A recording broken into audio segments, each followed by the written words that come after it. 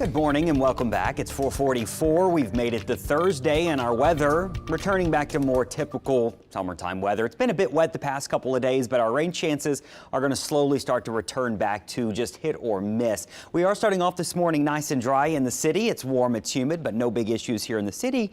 We are tracking some showers though along our coast.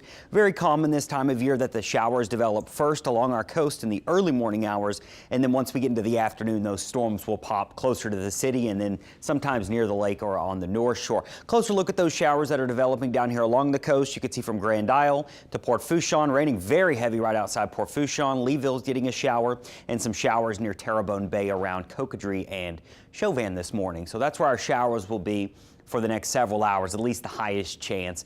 We have a solid 40% chance of seeing those pop-up storms through today. And remember, sometimes you're lucky enough to get these showers. It'll knock your temperatures down some, but if you don't, you'll be in the low 90s later on, feeling like the low 100s. We don't have a heat advisory in effect, but it will feel every bit of 100 to 103 if you're not getting the showers.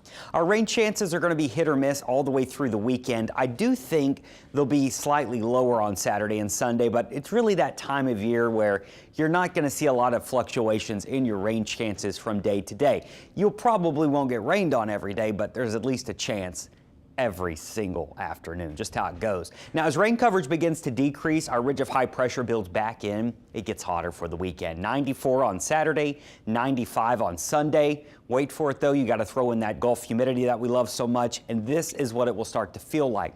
So no heat advisory probably for the next few days, but for those weekend plans, we're going to get back to that 108 or higher. Now 108 is the trigger for a heat advisory, and we should be close to that for your Saturday and especially on Sunday. So that heat and humidity, it'll be making itself known all weekend long, and so be careful there. The good news for the weekend plans, we locally don't have anything to worry about in the tropics. You might notice a little haze in the sky. That's some Saharan dust that's been hanging out in the Gulf. We've also got several other plumes of Saharan dust coming out of the continent of Africa. That, coupled with an overall environment that's suppressing the atmosphere, means we're not expecting any significant tropical development. Now, there is a chance for tropical development off the East Coast. You could see a big burst of showers and storms this morning east of Florida. Eventually, that's going to slowly lift to the north. Now, the chances of this developing in anything major are low, but there is a chance that maybe this spins up into a short-lived storm and mainly a rainmaker for the Carolinas and up into parts of Virginia this weekend. So that's where the heavy rain you can see spreading up through northern parts of South Carolina, North Carolina, and near the Virginia coastline. That's where we're going to see the heaviest of the rain.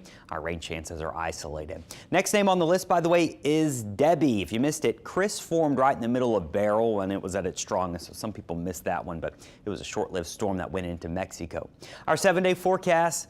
It's summertime, and the forecast, it's so easy this time of year. 91 with storms today, 92 tomorrow with more storms possible. We will get hotter, and we'll be watching for that potential for a heat advisory this weekend with only a few storms. And Brandon, it looks like that pattern continues throughout much of next week.